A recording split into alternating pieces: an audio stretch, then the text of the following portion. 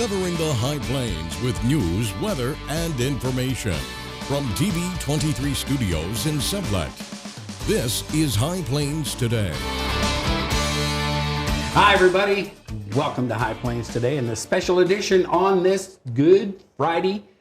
It's not really Good Friday, but it is a Good Friday. I'm joined today by three members from Dodge City Community College. You have Greta Clark here, Justin Wilson, and Tara Schraeder. And they are all very integral parts of the ESL program. They have a very effective ESL program in Dodge City at the community college there. And we're going to talk about ethnic diversity and such in Southwest Kansas, because more and more this is becoming a very big thing. Let's see you guys today. Thanks for coming by. Glad to be here. Y'all look good. Well, thank you. All right. Greta, all right, now I'm going to throw this at you because you're the main hub here, because you're in charge of all the Title Fund stuff at Dodge City Community, or Title V Fund stuff at Dodge City Community College. So let's talk about a little bit about ethnic diversity in Southwest Kansas and how it affects everything here. Well, first of all, we're extremely grateful to have received the Title V grant to help recruit and retain and make meaning for first-generation college students. In our communities out in southwestern Kansas, we know we have people from all over the world. In fact, one of the exciting opportunities we have, someone said to me from the East Coast, they said, "You live in rural western Kansas on purpose?" And I said, "Yes, as a matter of fact, that's true." I said, "Do you know that when we have the opportunity to speak with 10 students on any given day in any given class, that we're going to be speaking to people from 8 different countries?" Really? The diversity is rich, and that brings with it, certainly it brings with it challenges, language challenges, which our English as a second language program works very diligently to address the language challenges. But additionally, it brings a rich diversity of mentalities, a rich diversity of traditions, and then that brings up the opportunity to try to blend and bring in the assimilation together for these people who are newcomers to our community. Okay, so, over the last several years, it was always the Hispanic population in Southwest Kansas, and it's moved on so far from that now that you just can't say it's Hispanic and Spanish is the main language anymore. You can't say that anymore, can you? Absolutely not. There are different statistics, but around 27 different nationalities are represented in the Dodge City community at this point in time. 27. And in fact, a student who is here on a golf scholarship from Thailand just had the #1 position in a recent weekend golf tournament. Really? Wow. From Thailand on a golf scholarship at Dodge City Community College. And That's amazing. Won first in the weekend tournament in eastern Kansas someplace. Okay, so now is it fair to say, now I know Finney County is, you used to think back in the day, and I don't want to sound terrible or anything, but the white population was always the majority in Southwest Kansas. And over these last several years, that has changed. In fact, now the majority, say, in Finney County is now the minority. What about Ford County? Is Ford County, Seward County probably the same? That is true. And the majority of the non-Anglo people are Spanish speakers, not only from Mexico, but Spanish speakers from Spanish-speaking countries. All right, so let's talk about, now, there's been a big influx of not only Hispanic, but now, there's a large Asian population also, and there's even a Burmese population, correct? Certainly. What kind of being involved in English as a second language in the ESL program with Burmese, what kind of roadblocks does that throw at you? Because my understanding is Burmese is not an easy language. Well, there are different philosophies about the best way to learn a second language. But the one that I subscribe to most is immersion.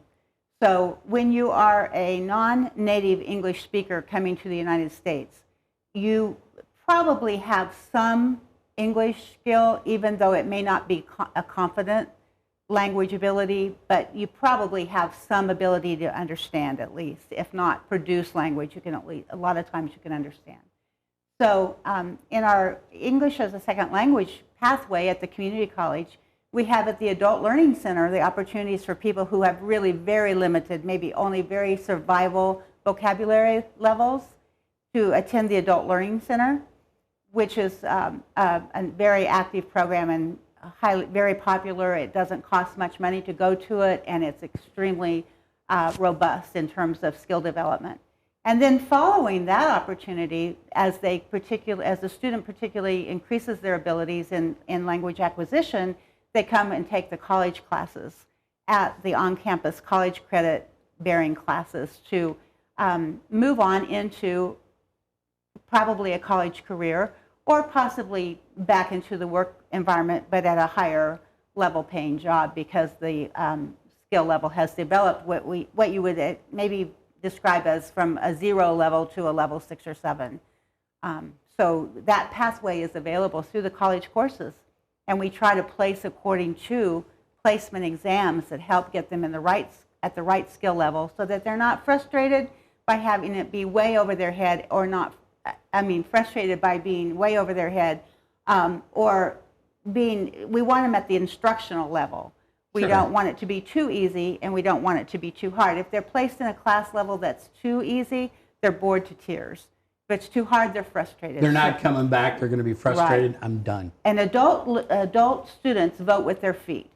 It's my opinion, this is my opinion, but when a person comes to school as an adult, which we're talking about here today, and they realize that each day they go in that door, they receive something of personal benefit, they will return. Okay. That makes sense.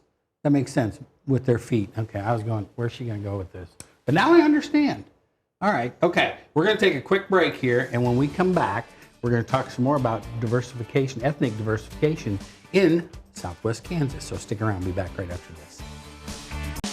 You're watching High Plains Today on TV23 with host Chris Jewell.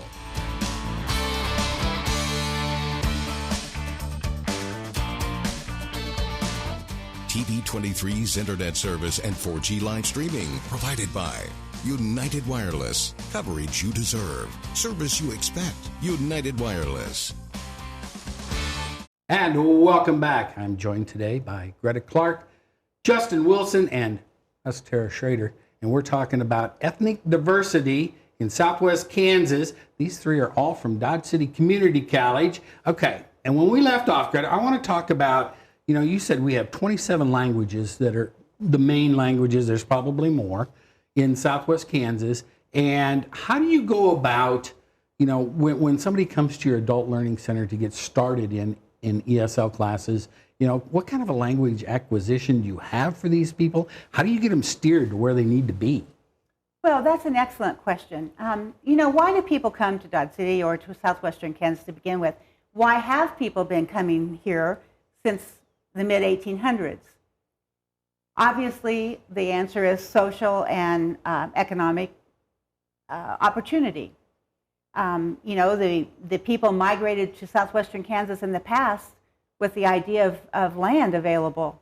Today, people migrate and immigrate both to our community because they have a promise of a better life. And it doesn't take long when you're in a new community and you're working, living, going to church, going to school, going to shop among newcomers. The newcomers are among long-term residents. And pretty soon the newcomers realize that life is going to be much, much better if they have a stronger stronger acquisition of English. And so the motivation is quite high to become bilingual. And then following that, people learn to become biliterate, realizing that being bilingual is good, but being biliterate is far better in terms of that economic opportunity, better jobs, more comfortable assimilation in the community. Okay, so once you get it, when you get it, so they decide, all right, I'm coming to Dodge City Community College, I'm going to go to the Adult Learning Center, and I'm going to get started on this. So what is the next step? Okay, they can walk through the door, and we invite people to walk in and ask questions about when registration, when opportunities to begin, how much does it cost, what time are the classes, how many days a week, all the questions that people have when they're trying to embark on a new endeavor. And so they come in either to the main college campus or into the Adult Learning Center, which is in 2 different locations in the community, and they start asking those questions. And depending on if they come to the main campus, then we will give what we call a combined English language skills assessment, which is a placement exam. It takes about 45 minutes. It's free. It gives the student, gives us a reading of the student's language acquisition skill.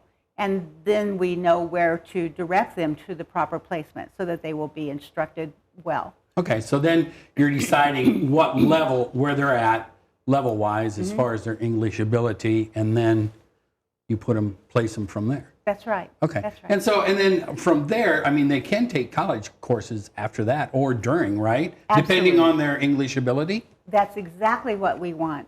We want people to understand that if they have a desire to focus on an art class or a computer class or a welding class, it doesn't matter what it doesn't, across the gamut of all of our college offerings, if a person has a passion or an interest in that, we want them to know that that is what we're here for, is to help them get to those, able to do that. Now, obviously, if a person has to have a fairly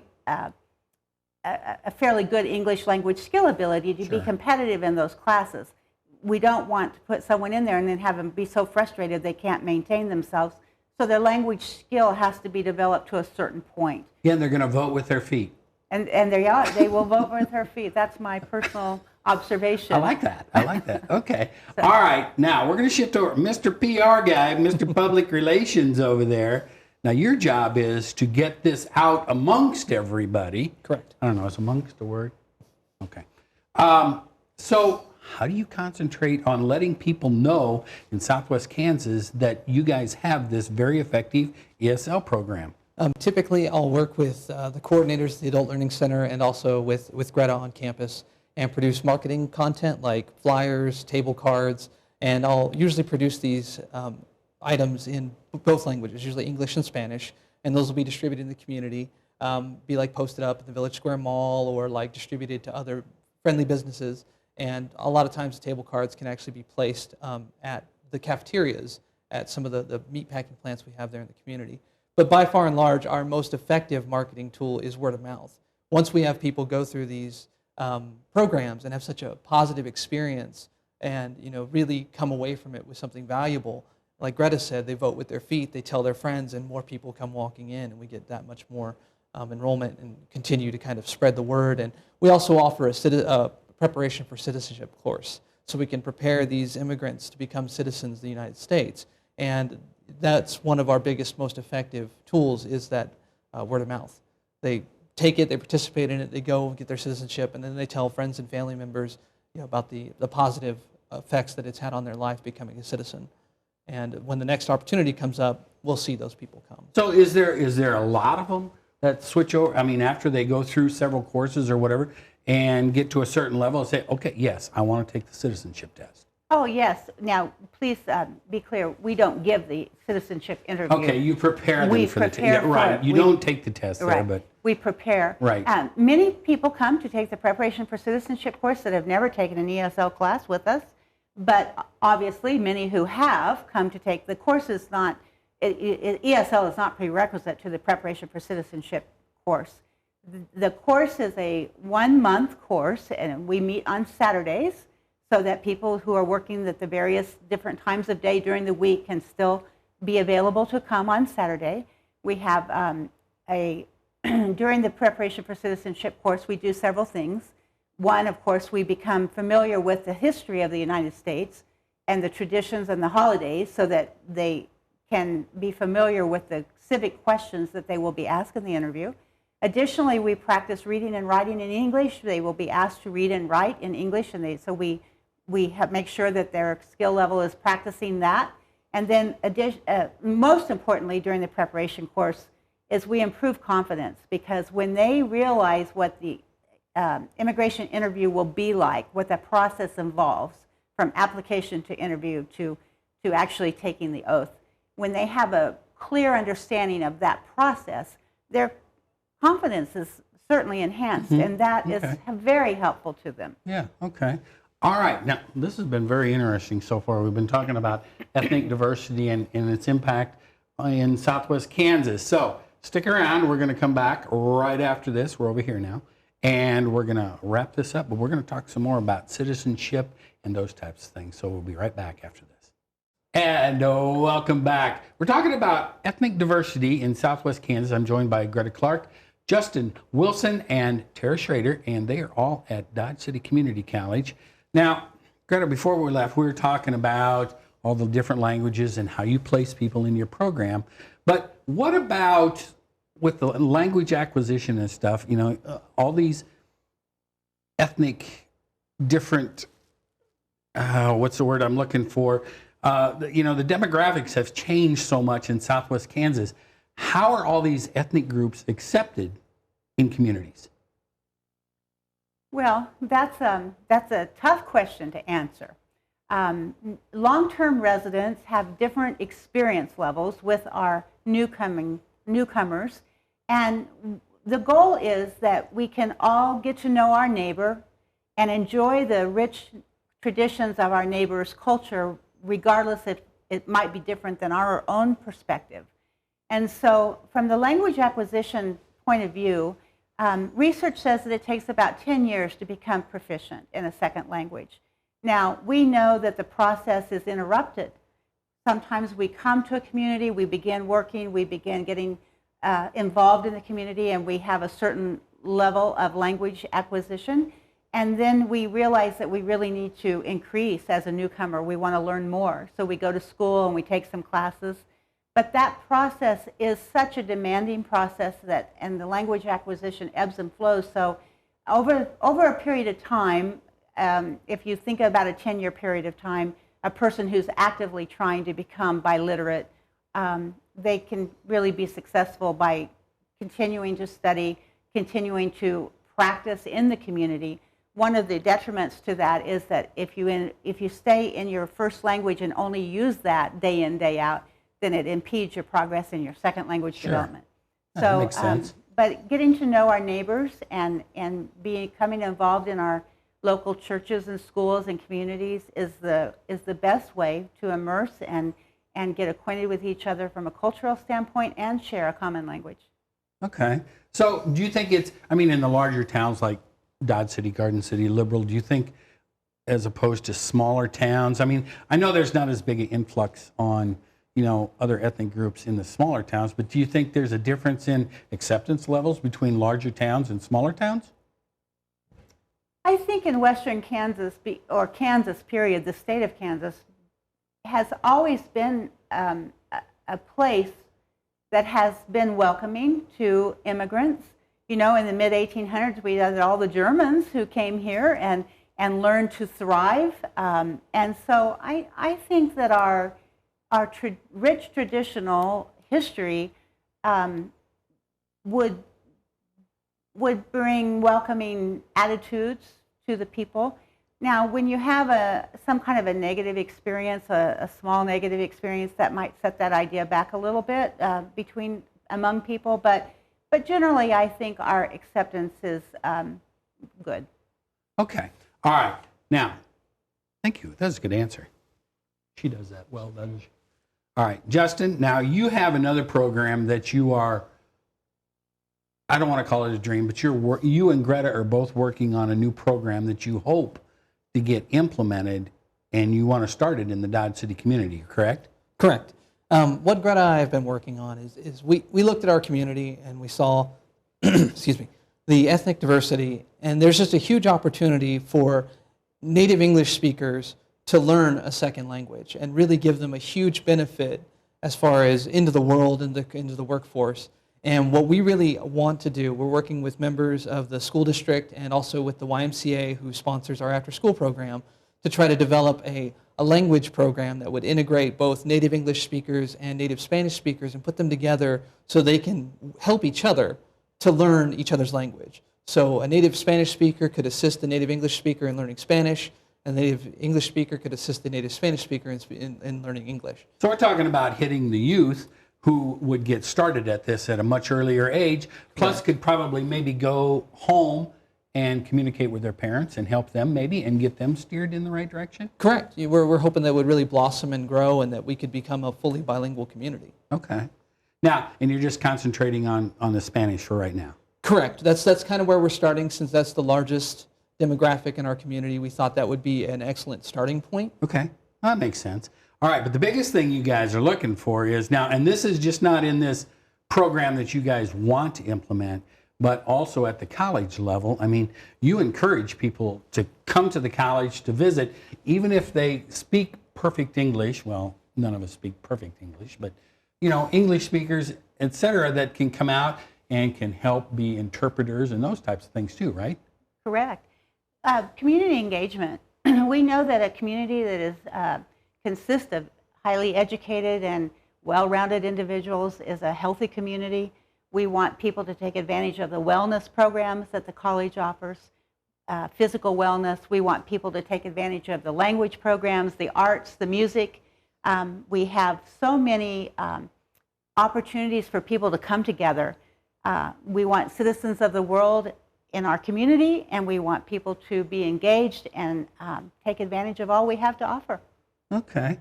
This, you know what, this has been really interesting, and we could talk about this probably for another hour, because, I mean, this is a very fascinating subject, because this is happening right now in Southwest Kansas, and it's important. And so if anybody out there wants to get a hold of these guys, you can go to the dc3.edu website, and you can look these guys up. You can go out to the main campus and see them. You can get involved as an interpreter. I'm sure they'd even take donations to help with the programs and those types of things, because, I mean, this is something that's coming, people. Well, it's not coming, it's here. And so these are some of the things that need to be addressed, right? And so much we want to appreciate what our community have to offer the world, people from the world. Greta, Justin, Tara, thanks for coming by today. And that's it for the special edition of High Plains Today. We'll see you on Monday. Keep up to date with the latest information from TV23 on our Facebook page, KDGL TV.